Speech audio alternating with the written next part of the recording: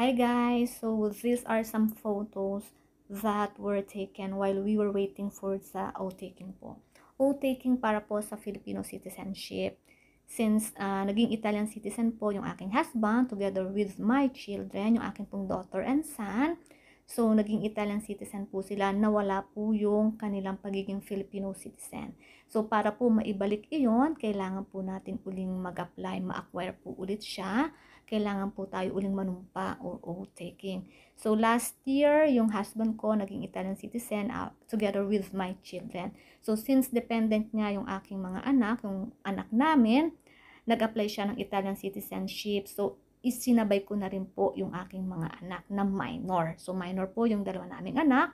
So, naging Italian citizen din sila. So, there's no need po na maghintay ng ika-18th birthday o maging 18 po ang ating mga anak para maging Italian citizen sila. Once na ang magulang ay nakapag-apply ng Italian citizenship, ang mga minor child or children ay pwede rin po makapag-acquire nito.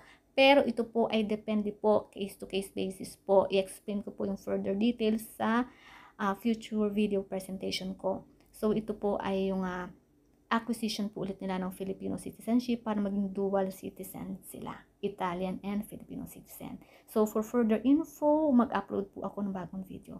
Bye for now!